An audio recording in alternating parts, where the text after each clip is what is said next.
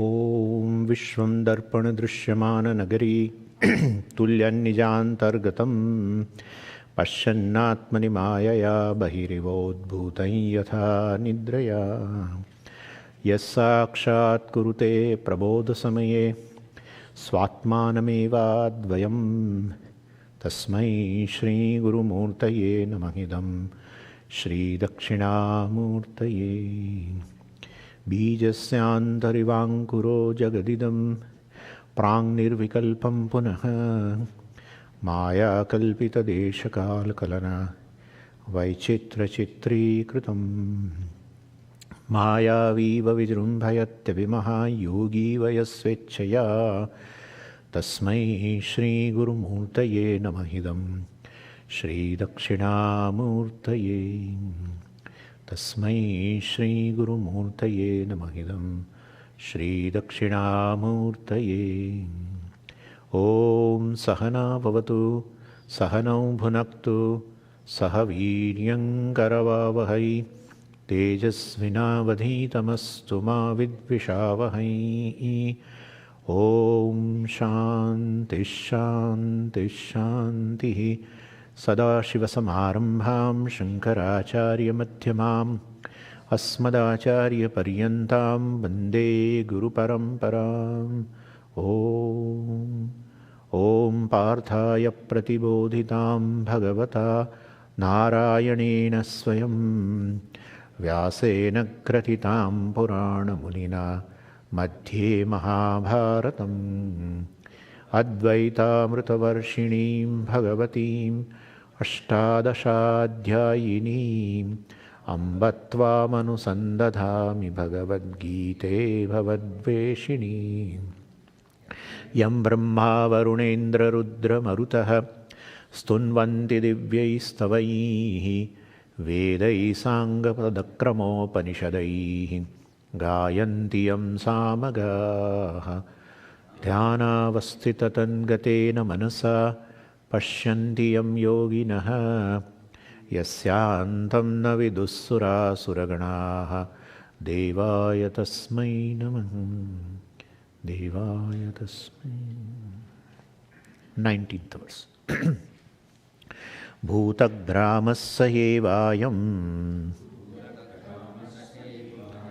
भूत्वा भूत्वा प्रलीयते रात्र्यागमे वशः Partha प्रभवत्यहरागमे. Very important verse, you know it, and its importance has been shown by the Bhashyakara, that this verse serves three purposes. Apart from it, we are discussing, and so it serves the purpose. That purpose, for that the word is used by Bhashyakara is artham, pariharartham, pradarshanartham, etc., etc. Artham is used in a samasa. It has a sense of a fourth case. So pradarsanartham is pradarsanaya. Yeah, that's how it is. It's avyaya by then, afterwards. But anyway, so that gives three purposes. Bhashyakara gives three purposes. Because of these three purposes, well, Bhagavan says what he says in 19th verse. And first is akruta abhyagama, kruta vipranasha. In order to have a moral order, there will not be any moral order for what you do. Well, you will not experience, because you will go, right? When the Brahmaji sleeps, you will go. You will not have to experience in the next kalpa, etc. You will be destroyed. The very jivatvam goes away. Wonderful. You become one with Brahman. And therefore, you need not have to worry about whatever you do, you keep doing. Well, you will not be answerable. So, moral disorder. No. There is a physical order, there is a biological order, there is a psychological order. Everywhere, human psychology works in this way. Human biology, the body, etc., works in this way. There is physical order. What is available at everything, it is manifestation of Ishvara, it is samashti. Right? So therefore, it's cognitive order. Human intellect gains knowledge with this laws. All these laws the order is studied in all sciences. And therefore, otherwise there will not be science. Science means establish a law that this is a thing, this is a thing, this is a thing, right? That's order. Ishvara is a Maha-order because everything is his manifestation. So where basically there is a moral order. And therefore, definitely Bhagavan, in order to show that there is a moral order, well, definitely this Bhagavan says, one who are the people, I mean the jivas who are there in this kalpa, definitely they will resolve it when Brahmaji goes to sleep. But then when Brahmaji again wakes up, well, they will be there. When the Brahmaji, the life is over, then new Brahmaji comes. It's a post. It's a post. Indra is a post. Everything is a post actually. They are all exalted jivas. But of course here Brahmaji is the manifestation of Ishvara. But it's also like a status of Ishvara with reference to creation. Anyway, so basically this creation will go on and on. It's a cyclic process, endless process. Goes on and on. In a presence of the consciousness, well, the Maya does this job. That's it. Maya, which is nothing but the universe in a unmanifest state, in a seed form, in a potential condition, that alone manifests. This is going on. Or you can say, well, the Brahman along with this Maya manifests in this form, and then again he resolves the whole universe into himself. Maya is non-separate. The very being of the Maya or the creation is to Satchidananda. So the creation is basically revealed, or it's all due to this consciousness alone. The Satchit, what you find in this whole creation, or Satchit belongs to Maya ultimately, well, it's due to this consciousness which is ever present. So from the standpoint of consciousness, it is not doing any creation. Along with the Maya, you say, well, this Brahman consciousness, limitless consciousness, becomes a cause of the creation. That's how the whole thing is going on endlessly. And therefore the jivas also manifest, the Jagat also manifest from the Maya, and they again resolve when the Brahmaji sleeps, etc. So moral order, first thing. The second thing is Bandha Moksha Shastra Pravritti Safalya Pradarshanartham. So, Artham again, for the purpose of showing the validity of this Safalya, validity of this Pravritti, of the pursuits of all of have a pursuit of moksha. So, otherwise to have a validity for all this pursuit of a moksha, there should be a thing where jiva will, till he gains knowledge, until he gains knowledge, he will not be free. That should be there. Therefore, new set of jivas create, and these jiva will resolve, etc., for permanently get destroyed, etc., where jivat merges into Brahman. No, we cannot accept. Because that will not serve the purpose of the Shastra. And the Shastra is given by Ishvara, right? It's Ishvara's breath, actually. Brihadaranyaka Upanishad mentions the Veda is a breath of Ishvara. Yo Brahmanam Vidadadi Purvam Yo Vai Vedamsha Prahinoti Tasmai. Along with the creation, the Ishvara gave a knowledge, this Veda, to Brahmaji in order to impart to the Jagat. And therefore, what will be the role of Veda then? What will be the role of Karma Yoga and this Upasana and nothing, no role, ultimately. If new jivas are created and the jivas who are there right now will resolve permanently, get destroyed, no. Therefore, that's the second purpose. So Bhagavan says, Bhutva Bhutva Praliyate.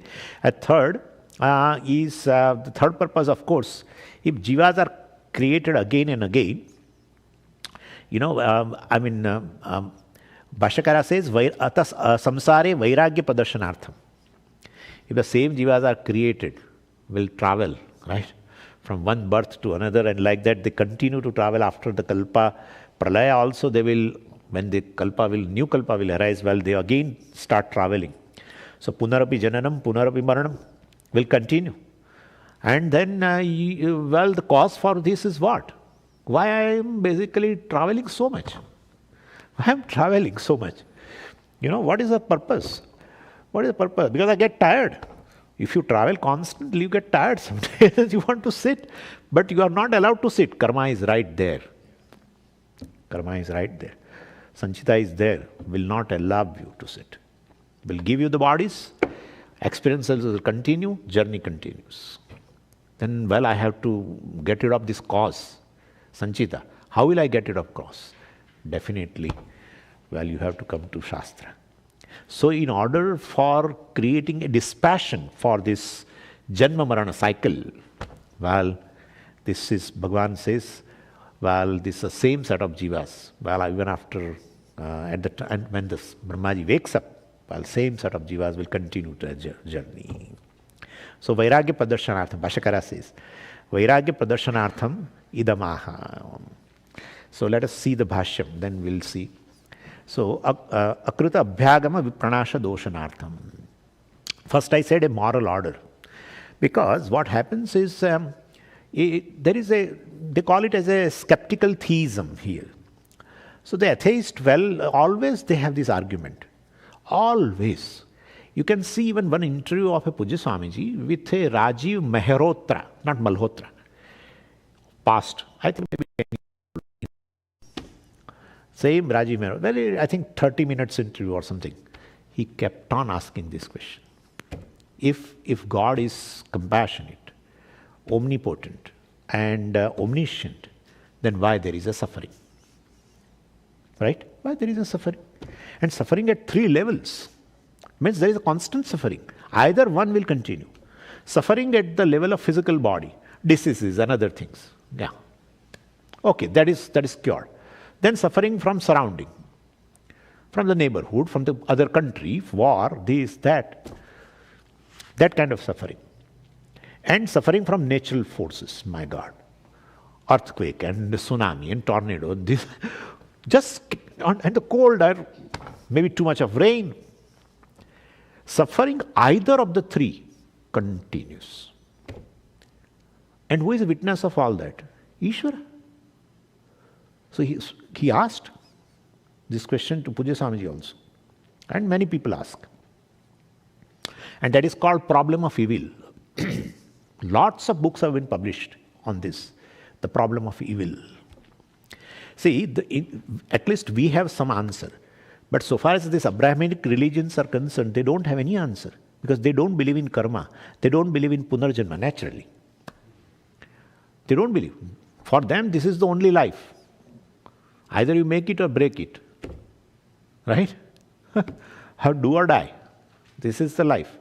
If you can make it, you will saved from going to that eternal hell. Yeah.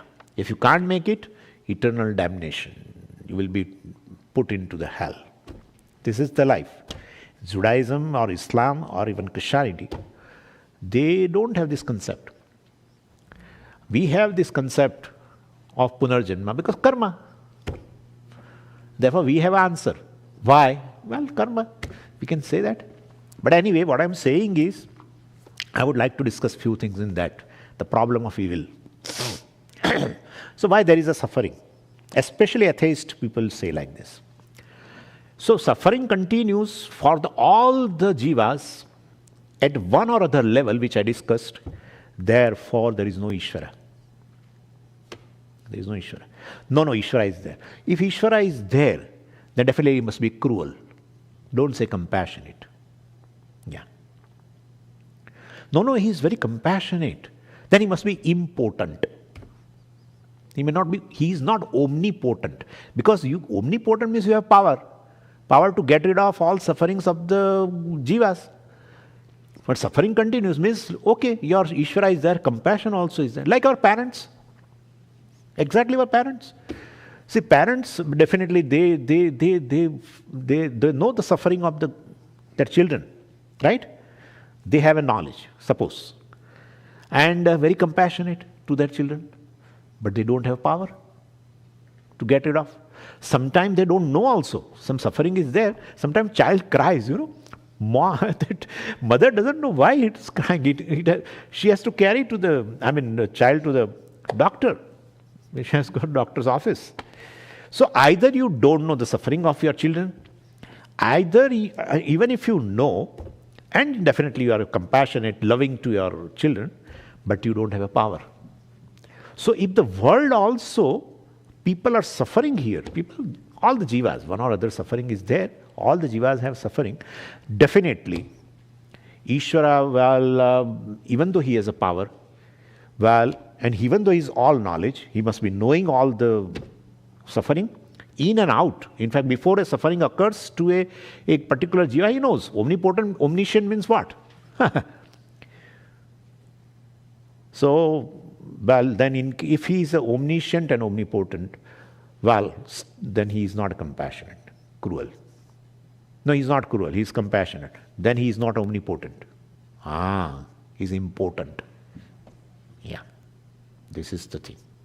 This is how they say, and not just in Hinduism also, these questions are all the time. All camps, in last my 3-4 years, no camp has gone without this question.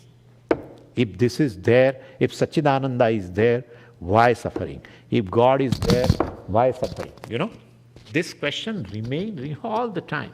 That's how one author published a book. He's a professor of in the University of Hawaii, and he Arthur Herman, and he has published this book, the problem of evil, an Indian thought, and an Indian thought. Means, so far as Indian philosophies are concerned, what is the answer? Like Buddhism, Jainism, Sikhism, Hinduism, well, they have an answer. Abrahamic religion don't have answer. That's how. Well, there is a book, and in which he has given 24 reasons that the problem of evil, he has explained the suffering and existence of God together. Well, that is, suffering is also there, accepted, and Ishvara also is there. 24 reasons. Some of the reasons you may not like, honestly, I'm telling you. Like he says, ultimately, it's for making the person, any suffering is ultimately to make you stronger. It's not true. It's not true. A child suffers. What strength he is going to get? He is suffering. 2-year-old child, gets some undergoes chemotherapy and all. What strength? He is going to, in fact, die. So suffering makes you stronger. Well, from some standpoint it's okay, but otherwise you cannot accept that. So many arguments what he has given are not so acceptable. But he has tried. From Sikhism, this is a thing. From Buddhism, this is a thing. From Jainism, this is a thing. From Hinduism, these are the reasons. Why, how the suffering is there, etc. He tried to explain. And then there should be some answer. One answer is this. That, basically, Ishvara is omniscient, omnipotent, and compassionate, etc., loving. But whatever he does in this creation, first we should know what is happening in the creation right now. Well, it's in that he is a cause. But a general cause, we should accept that, because he is a karma phaladata. So, well, of course, he is a author of the creation, and therefore whatever is happening, he is responsible. He is a cause. But, well, he's a cause behind whatever is happening. But why it is happening, you and me cannot find out. Because he is omniscient, and I am far away from omniscience. I have puny intellect, and I don't have much power. Therefore, whatever he does, I cannot understand. There is one author called William Austin. And he's giving answer to this skeptical theism people, atheist. He says beautifully, he gives an example of a chess. And in a chess player, suppose think that on one side there is a person who has won the Grand Slam. And the other person on the other side is ordinary person. And you are the one who is watching. And now this person, while the play is on, he will play Grand Slam, that one who has the winner of this also plays. And I am an amateur player, suppose. I'm an amateur player. I know a little bit chess and I'm interested, but I don't know all the moves of that player, the one who is a Grand Slam winner. So he plays as his rook from one square to another square. And I say, why is doing? He's a fool. I can't say that, because ultimately why he is playing that, he knows much better than what I know about the chess. Well, same way he gives this example, William Austin, and he says, well, Ishvara is like a Grand Slam winner, He's omniscient, omnipotent, and therefore whatever he does has a reason, but reason you cannot know, and therefore you cannot ask why this, like that. That is his answer. Anyway, my point is, that is the answer. We have an answer, very beautiful answer, just to maintain a moral order. Just to maintain an order in the country, well, sometime the punishments, fines have been given. Punishments and fines have been given, and to whom it is given, they undergo suffering. Then why don't you ask the question there? Why he has to suffer? You feel that yes, in order to maintain the order, law and order, well, this is required. So same way here also, well, basically, in order to maintain physical moral order, karma phala will have to be exhausted on the part of the jiva. Well, depending upon his karma, well, he or she undergoes a suffering, etc. And therefore, well, and varieties of the sufferings are there, as I said. Anyway, therefore, punyam and papam of the jiva is responsible for whatever events are happening. That is, one thing is there. When anything good happens, you don't bother. that is, at that time, you don't even ask question why, etc. Because you take the credit. Immediately you take the credit. But anything, this bad thing happens, you will try to find some scapegoat, some cause other than you. You are not responsible.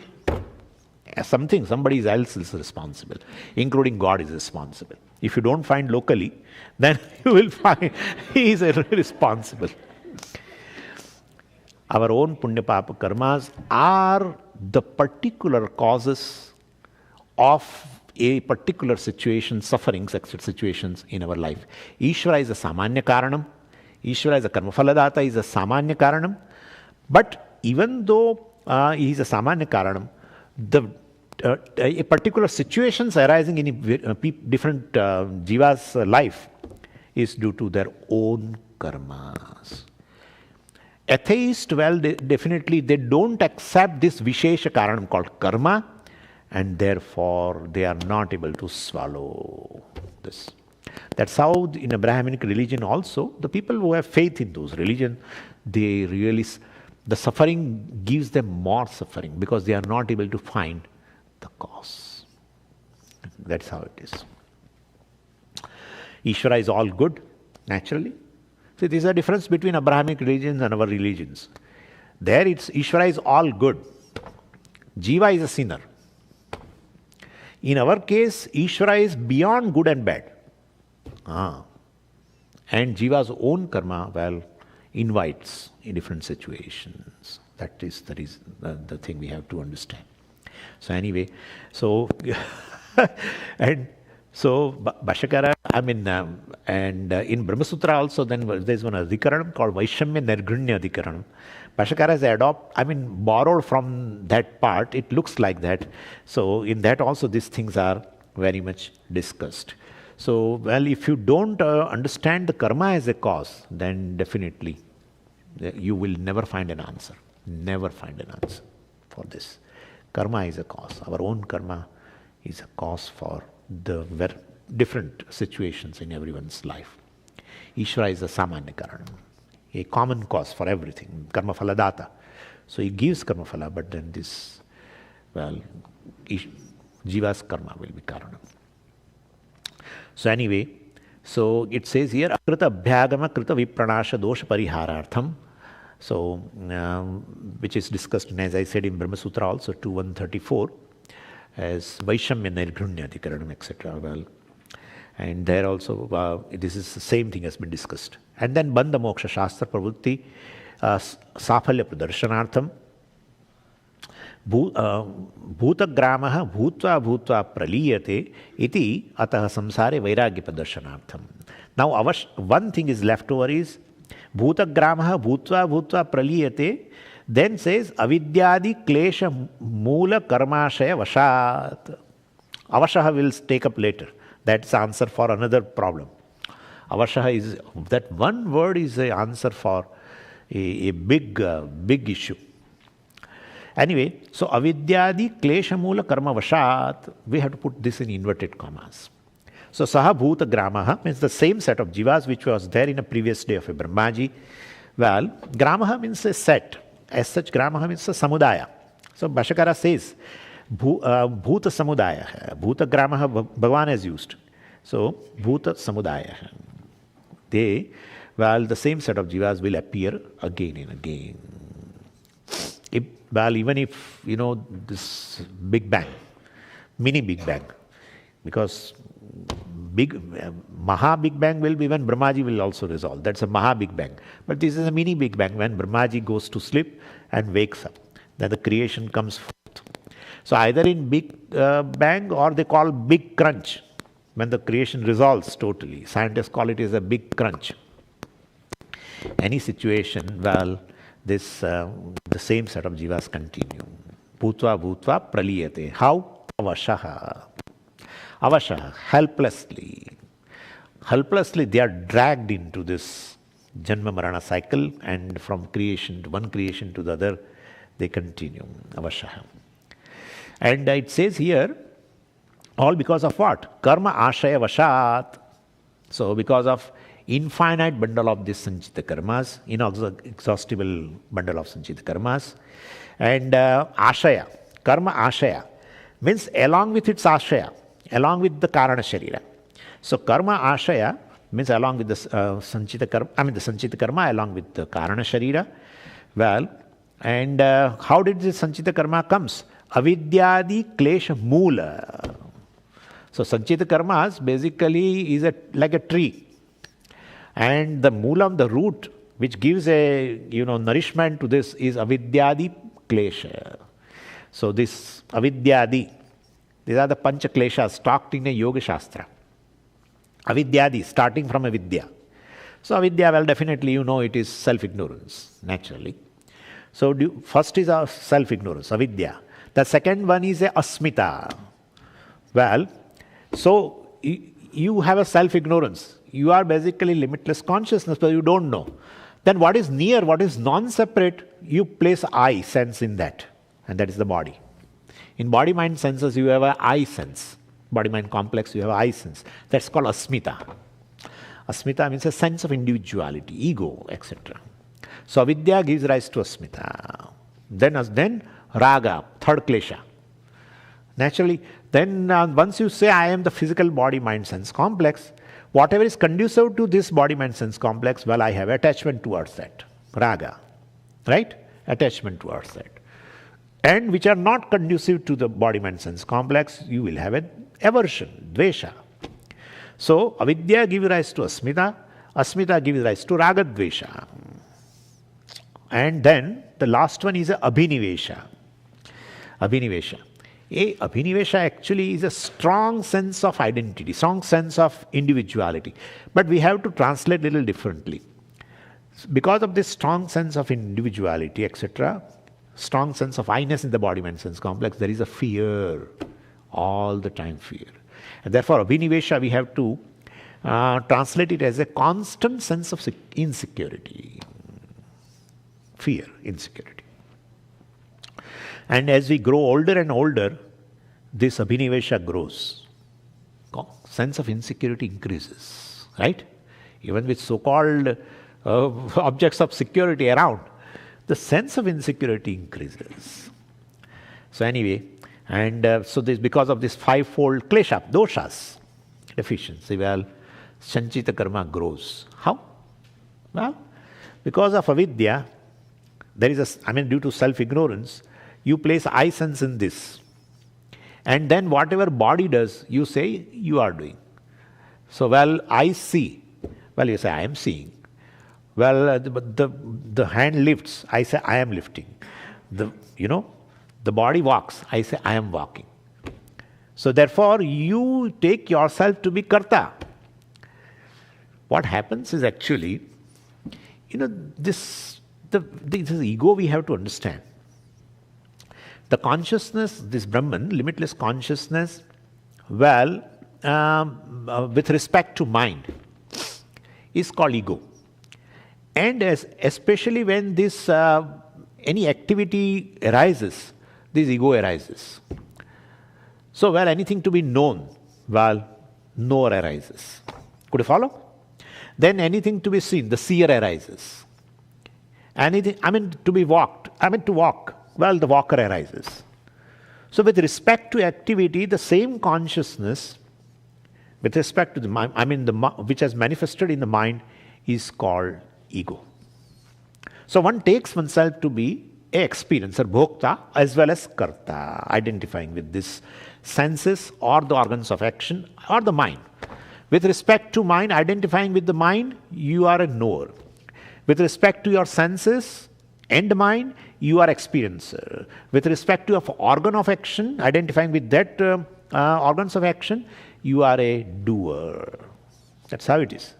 Same consciousness, assumes a status of an ego with respect to activities. It may be a physical activity, it may be perceiving something, it may be inferring something. The subject will be there. Where is activity is there, but there is no subject. No. So consciousness alone becomes this. Anyway, but I take myself to be, because of ignorance, I take myself to be a ego, ankara, individual, identifying with the senses, mind and everything. And then definitely there are set of ragadvesha, as I told you. Ragadveshas means attachment. Attachment is what? You like something. And so you want to have that thing, or you want to protect that thing. You have already got, but you want to protect that thing. So desire to protect, desire to acquire is called raga. Desire to get rid of or desire to keep away is dvesha. So raga dvesha itself becomes a desire. And then definitely to fulfill desire, right? Either to acquire or to protect, you do karma. Either to get rid of or to keep it away, you do karma. So give rise to karma. And depending upon the strength of your ragadvesha, depending upon your pressure of ragadvesha, there will be always, one goes away from dharma. And therefore that gives rise to punya papa, etc. That is sanchita. So this is how avidya, asmita, ragadvesha, abhinivesha, etc. Lead to sanchita. That's how Bhashyakara says, avidyadi klesha moolam. That is the moolam. That is the one through which the sanchita karma tree grows. Moolam gives nourishment. So this pancha klesha, 5 doshas, will ultimately give rise to this. So karmashaya vashat, because of that, avashaha, helplessly, bhuta gramaha, bhutva praliyate. Avashaha means helplessly. It also helplessly includes another thing. When helplessness continues in your mind, it turns to frustration. Still, if you don't take care of, if you don't take help and remain helpless for some time, it leads to frustration. If you still don't bother about, it leads to depression. Or the sense of helplessness gives rise to anger also. Anger. The person who is angry feels helpless for some reason. For some reason. Your helplessness in the heart manifests as anger also. So we have to consider avashaha. This jiva, basically avashaha, helplessly goes from one cycle of creation to other cycle of creation, and in a given cycle of creation, he gives up several times this body, etc., because he has a lot of earning. He has billions of dollars in his account. Sanchita. And Sanchita has grown because of this avidyadi panchaklesha. It has grown and it is growing, not grown. It is growing, right? Because you in a human life you do more karmas, and all you cannot exhaust in this life turns to sanchita, added to sanchita, and that's how it grows. And therefore, bhutva praliyate. Swami, this is not good. But anyway, what can we do? So Huh? Anyway, so that's now let's see the in this shloka. So bhutagramaha evam saha eva ayam bhuta bhuta praliyate ratragame vashaf partha prabhavati aharagame. Actually, the first part of this verse is same as the previous verse. If you see the previous verse, avyaktat vyaktaya sarvaha prabhavanti aharagame ratragame praliyante tatraiva avyakta sangnake. Bhagavan says here in the first line, bhutagramaha saha eva ayam bhutva bhutva praliyate. Same thing Bhagavan said. But anyway, some new thing is said here in the later part. Well, and that is that the same set of jivas continue. That is the new thing. Otherwise, they resolve into Brahmaji at the time of his sleep, and they all manifest. They arrive when he wakes up, etc. That is there even before also. So the creation is cyclic and eternal, jivas are cyclic and eternal, everything, well, the whole process is cyclic and eternal.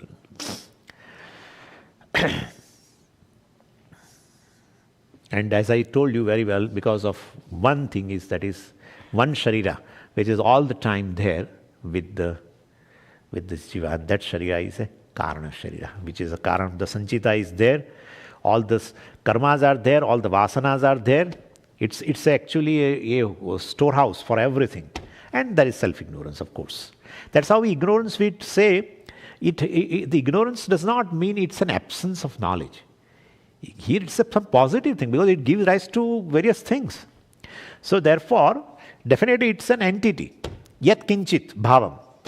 So yat kinchit bhavam is some kind of an existence. Well, mithya existence. Well, it is there. It's your experience also, but then when you gain knowledge, it gets destroyed also. Anyway, and therefore, karana sharira, therefore it's called sharira. Sharira because shiryamanatvat, that also get destroyed. Only thing is it doesn't get destroyed on basis of karma, because it's a very source of the karma. Avidya, etc. is a source of karma. Therefore, it doesn't get destroyed by karma or something. No. This will be destroyed.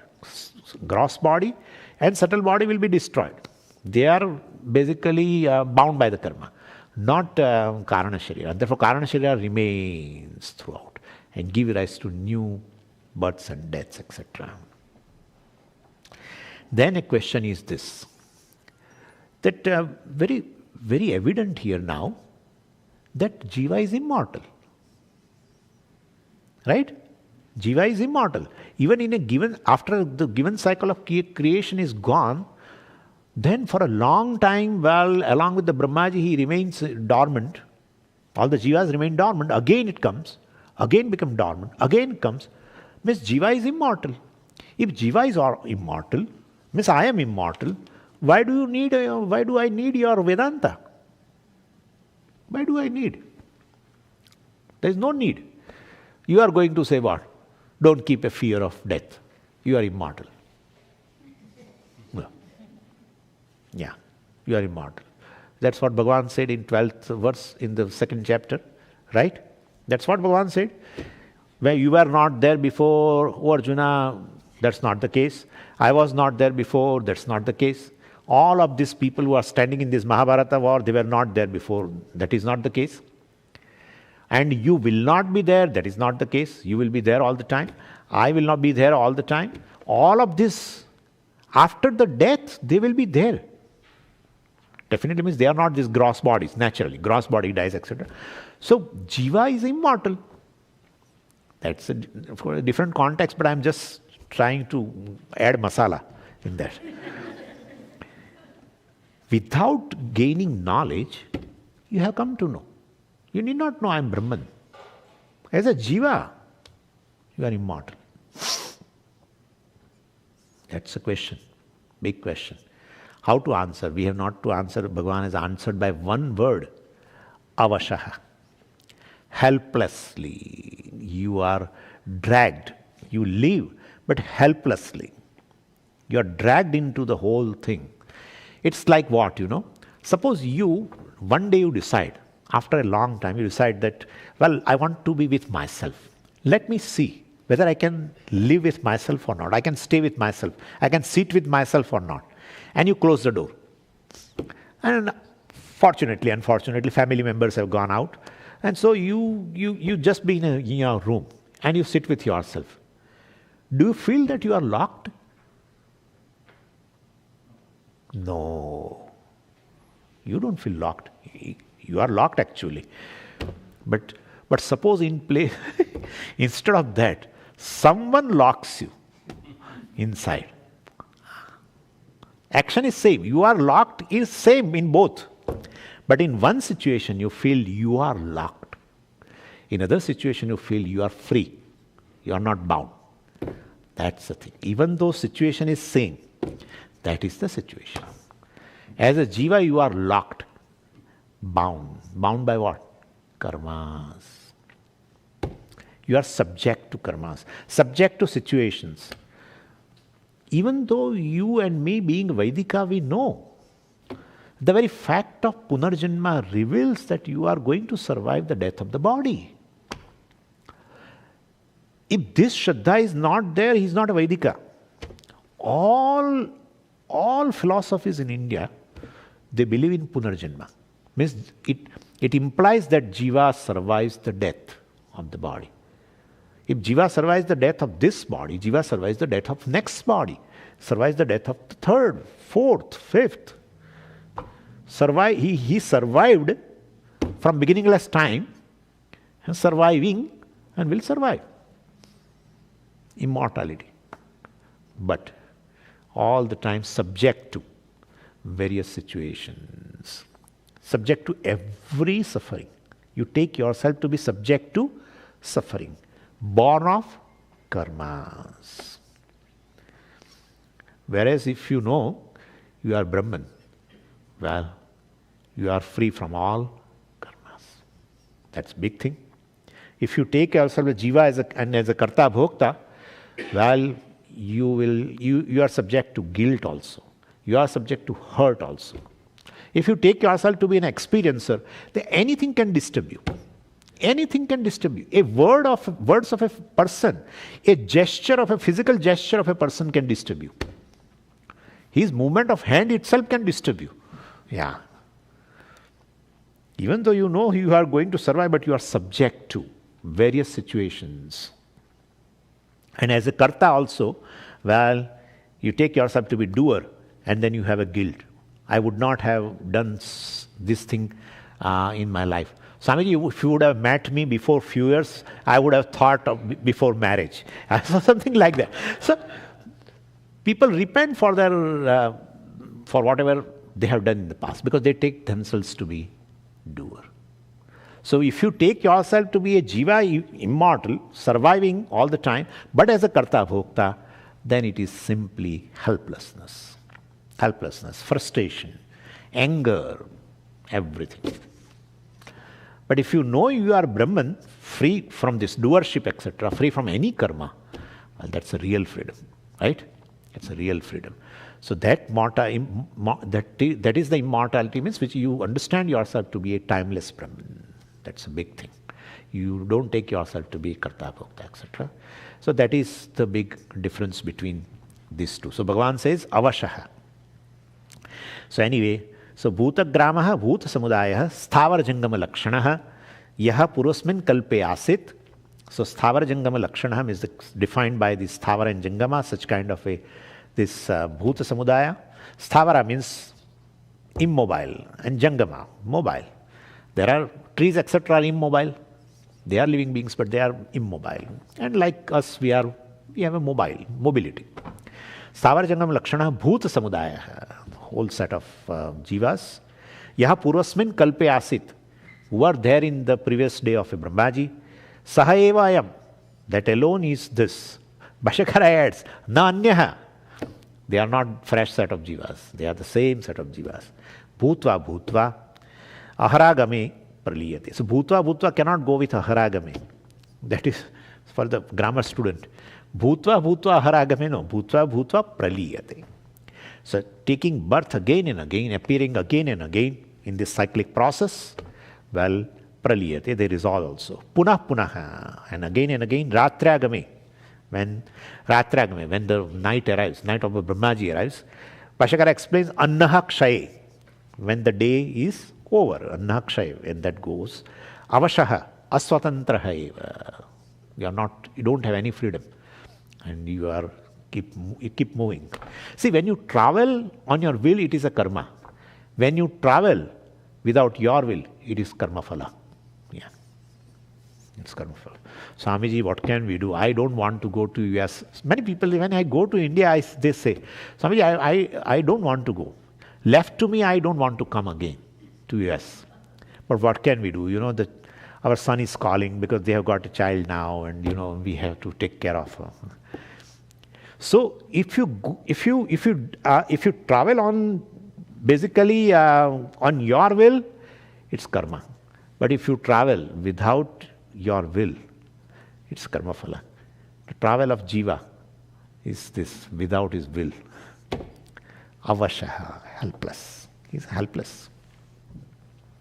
So asatantra eva, he Partha, he Arjuna, Prabhavati, avashaha eva aharagame. Same with this helplessness, they are resolved, and with the same helplessness, they arise. All of them arise when Brahmaji wakes up. Then Bhashyam is a connecting Bhashyam to the verse 20. So that will keep it as it is now. Om Purnamadav Purnamidam Purnat Purnamudachyate Purnasya Purnamadaya Purnameva Vashishyate. Om Shanti Shanti Shantihi. Harihi Om Shri Gurubhyo Namaha. Harihi Om. Hari Om.